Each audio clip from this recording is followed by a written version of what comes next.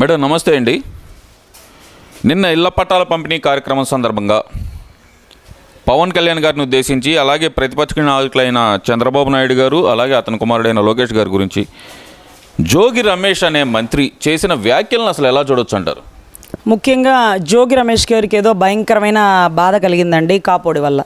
ఒకవేళ బహుశా ఈ మధ్యకాలంలో జోగి రమేష్ గారు ఒక దళితుడిని డ్రైవర్గా పెట్టుకున్నారు, అంతకుముందు కాపోడిని డ్రైవర్గా పెట్టుకున్నారట. ఆ కాపోడు డ్రైవర్గా పెట్టుకున్నప్పుడు వాడు పెళ్ళాన్ని కెలికాడు, దానివల్ల కొంత సమస్యలు విధ్వంసమైనవి. అదే రకంగా బిడ్డలు ఏ అకౌంట్లో పుట్టాడో ఈ రోజుకి జోగి రమేష్ గారికి తెలియట్లేదు. అదే రకంగా పుట్టిన బిడ్డలు ఖచ్చితంగా కాపు బిడ్డలని కళ్ళ ముందు కాపు బిడ్డలను చూస్తే వాడు ఓర్చుకోలేక ఈరోజు పవన్ కళ్యాణ్ గారి భార్యలను మారుస్తాడు, పవన్ కళ్యాణ్ గారి భార్యలను మారుస్తాడంటే ఇతనికి భార్యను మార్చాలని ఉంది. మరి అందమైన భార్యను మార్చేస్తే జనాలకు అనుమానం వచ్చేసింది, ఇదేంట్రా బాబు భార్యను మార్చాడు, భార్య వీణి మార్చిందా అనే డౌట్ వస్తుంది. అందుకని ఆయన భార్యను మార్చలేక, అవతలోడు అంత ధైర్యంగా భార్యను మారుస్తుంటే కనీసం కళ్ళ ముందు పెట్టిన కాపు బిడ్డల్ని పెంచలేక ఈ రకంగా ఆయన కడుపులో బాధ ఉందండి. ఎందుకంటే కాపోడు గురించి, కాపోడు దమ్ము గురించి, వేసిన విత్తనాల గురించి ఆయనకే బాగా తెలుసు. ఆయన ఏ అకౌంట్లో పుట్టాడో, ఆయన పిల్లలు ఏ అకౌంట్లో పుట్టబడ్డారో ఇవన్నీ ఆయనకి తెలుసు. కాబట్టి ఆ బాధ ఓర్చుకోలేక ఒక పబ్లిక్ మీటింగ్ జరగగానే ఇమీడియట్గా ఆ బాధని భావోద్వేగం వ్యక్తపరిచాడు. సో ఈ కాపు బిడ్డల్ని పెంచాలా, ఆ అందమైన భార్యను ఉంచుకోవాలా, వదిలేయాలా? అరే నీకు దమ్ముంటే వదిలేరా, ఇది తప్పు చేసింది డ్రైవర్తో, మా కాపోడుతో తప్పు చేసే బిడ్డను కానీ వదిలే, నువ్వు ఇంకో పెళ్లి చేసుకో, అదొక పరువు నష్టం. అబ్బాయి పెళ్ళాన్ని వదిలేస్తే గొప్ప. ఈ లోపు స్టెప్నీలను పెట్టుకుంటాడు. పోనీ స్టెప్నీలకి ఏమైనా న్యాయం చేయగలుగుతాడంటే అది లేదు. మనోడి దగ్గర మ్యాటర్ లేదనే పాప ఈవిడ మన కాపు డ్రైవర్తో వెళ్ళిపోయింది.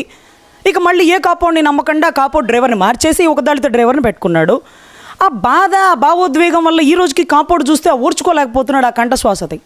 సో ఈ రకంగా కళ్ళ ముందు కాపు బిడ్డలు, వీడొక కాపు బిడ్డేమో బహుశా, మరి వీడు ఏ రకంగా పుట్టాడో, ఏ విత్తనమో ఆయనకే తెలియాలా.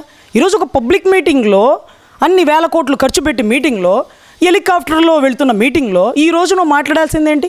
నువ్వు అసలు ఏ శాఖకు సంబంధిస్తావు? అటు ఇటు కాని శాఖ. నువ్వు ఒక బ్రోకర్వా? నీ పెళ్ళాన్ని పడుకోబెట్టావా? అందుకే పడుకోవడం గురించి నువ్వు మాట్లాడుతున్నావా? సిగ్గుండాలి నీ మంత్రివర్యులకి. నిజంగా ఈ రోజుకి నువ్వు ఒక గృహ నిర్మాణ శాఖని ఎంతమందికి తెలుసు అడుగు. నీకు వచ్చిన మీటింగ్ వాళ్ళకి తెలిసాం అడుగు, తెలియదు. మనం ఇల్లు కట్టడం తెలియదు, పక్కలేయడం మాత్రం బాగా తెలుసు. ఈరోజు జగన్ అన్నను ఇంప్రెస్ చేయడం కోసం నువ్వు నీ భావోద్వేగాలు పడుతున్నావు అని అందరూ అనుకుంటున్నారు. కానీ నీ కడుపులో బాధ మాకు అర్థమైంది, మా కాపోడి వల్ల నీ పెళ్ళంకి పుట్టిన బిడ్డలకి నువ్వు పెంచలేకపోతున్నావు, నువ్వు సిగ్గుతో తలదించుకోపోతున్నావు, నువ్వేమీ చేయలేకపోతున్నావు, నువ్వు వదులుకోలేకపోతున్నావు, విడాకులు ఇవ్వలేకపోతున్నావు. విడాకులు ఇవ్వడానికి కూడా దమ్ము ధైర్యం ఉండాలి. నీకు ఆ దమ్ము లేదు. పాపం భారతి గారు అంటే ఆయనకి నచ్చదు.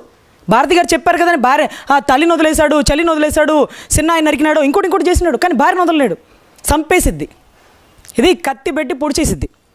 సో అందుకని నట్ట కిరీటిలాగా బెంగళూరు ప్యాలెస్, కలకత్తా ప్యాలెస్లో హీరోయిన్లు తెచ్చుకొని ఎంజాయ్ చేస్తుంటాడు. అంతేగాని భార్యను మాత్రం మార్చకూడదు. ఎందుకంటే పరువు దానికోసం సర్దుకుపోయి భార్య ఉమ్మేసినా తుడుచుకుంటూ, భార్య ఇంకొకరితో వెళ్ళిపోయినా చూసుకుంటూ, ఎవడికో పుట్టిన బిడ్డలకి కాపలా కాసుకుంటూ, ఇది మీ బతుకులకి మీ స్థాయికి మీరు ఈరోజు జనసేన అధ్యక్షుల వారిని అనే మాటలు. ఈరోజు పెళ్ళాల్ని మార్చాడు అంటే ఒక పెళ్ళం ఉండక ఇంకో పెళ్లి చేసుకోలేదురా ఎద్దవా. రాజారెడ్డిలాగా ఒక పెళ్ళం ఉండక ఇంకో పెళ్ళం చేసుకోవాలి. వివేకానంద రెడ్డి 60 ఏళ్ళకి ఒక్క మొగోళ్ళగా ఒక బిడ్డను కల్లా, ఆయనన్న బిడ్డను కన్నాడు. నువ్వు ఎవడికో పుట్టిన బిడ్డలను పెంచుతున్నావు నీ అకౌంట్లో వేసుకొని. సిగ్గుండాలి మీకు. ఈరోజు జన సైనికులు ఒక్కటై వస్తే ఈరోజు నువ్వు ఇల్లు దాటి బయట గదలగలుగుతావా? ఎన్నిసార్లు ఒక రష్యా అమ్మాయిని తీసుకొచ్చి ఈరోజు ఆంధ్ర అమ్మాయిలాగా చీరగట్టి ఈరోజు జనసేనలకు వచ్చేటప్పుడు ఆవిడ హారతి ఇచ్చి కొబ్బరికాయ కొట్టడం తప్ప ఎక్కడన్నా చూసేవరా ప్రచారంలో? అది కాపోడు పెళ్ళం అంటే.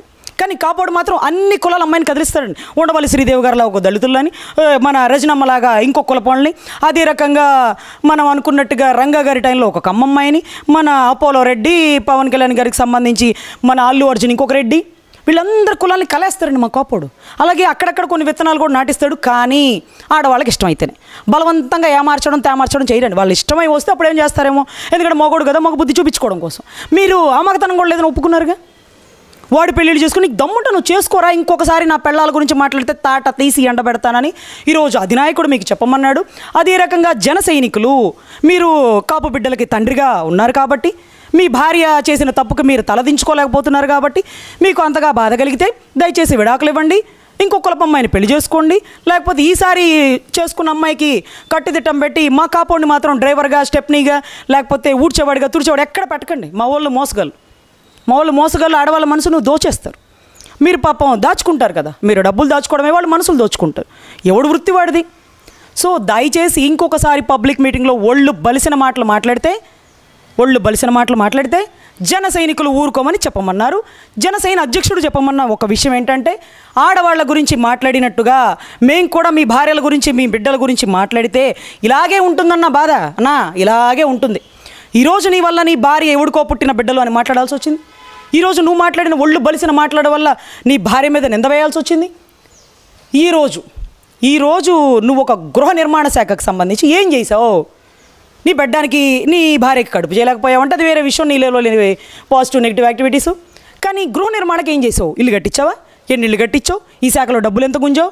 దిగిపోయే ముందు జనసేనకి సంబంధించి అధ్యక్షుల వారిని ఎన్ని తిడితే ఎంత డబ్బులు వస్తుందని చెప్పి మీ సారు నవ్వుతూ ఏకైకలాడుకుంటూ ఆపు అని అంటూ చెప్పు అని అంటూ ఒక రకమైన తన్మయత్వానికి గురైపోయాడు. ఎందుకంటే వీళ్ళందరూ ఒక భార్యతోనే ఉండగలుగుతారు, ఎందుకంటే ఉండాలి, తప్పదు. వాళ్ళ భావోద్వేగాలు కానీ వాళ్ళ కోపాలు కానీ ప్రదర్శించే దమ్ము ధైర్యం లేనోడు. సో వాళ్ళు ఏమీ చేయలేరు. సో ఖచ్చితంగా ఇటువంటి విషయాల్లో జన సైనికులకి రెండో యాంగిల్ చూడొద్దండి.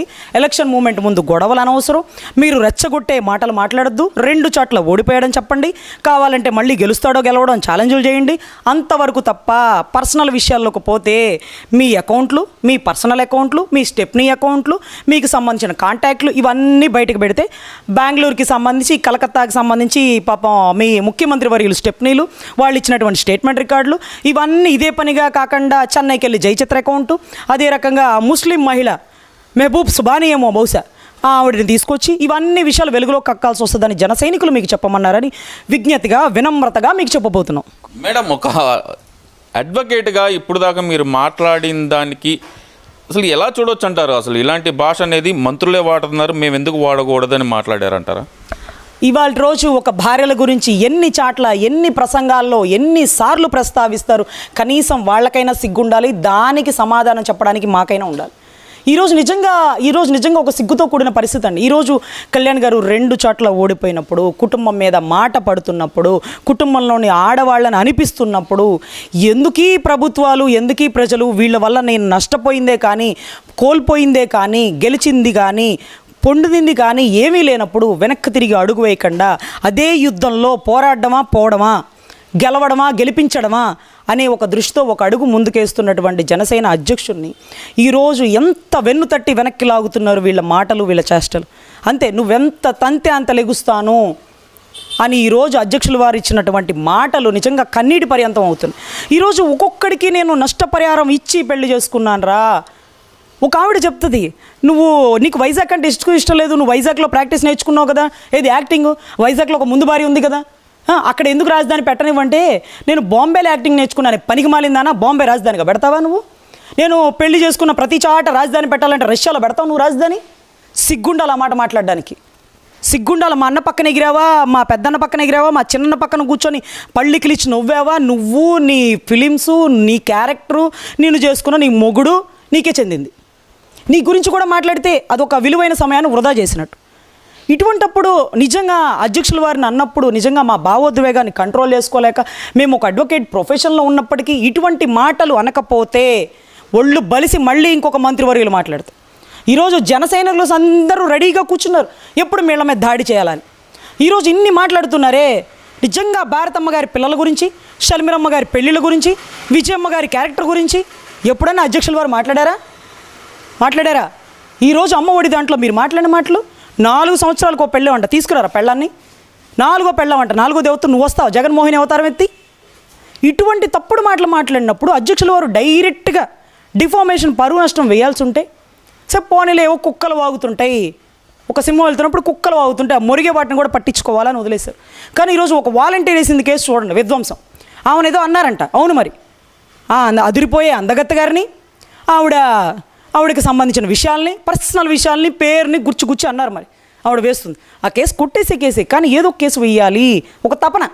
మనం అక్రమాస్తుల్లో లోపలికి వెళ్ళాం కదా, అలాగే సక్రమాస్తుల్లో సక్రమ కేసులు ఏదో ఒకటి పంపిద్దామని చూస్తున్నారు. కానీ ఒక్కసారి ఆయన లోపలికి వెళ్తే జరిగే విధ్వంసాన్ని నువ్వు ఊహించలేవు, నీకు అంతు చిక్కదు. ఈరోజు ఒక 1000 రూపాయల పేమెంట్ ఇవ్వకుండా, ఒక వెహికల్ పెట్టకుండా, ఒక బిర్యానీ ప్యాకెట్ పంచకుండా, ఇంటిమేషన్ కూడా లేకుండా ఆయన వస్తున్నాడని తండోపతండాలుగా తరలి వచ్చేటటువంటి జనజీవనాన్ని నువ్వు ఆపగలవా? ఈరోజు వైజాగ్లో వెళ్తుంటే కరెంట్ ఆపేశాడు.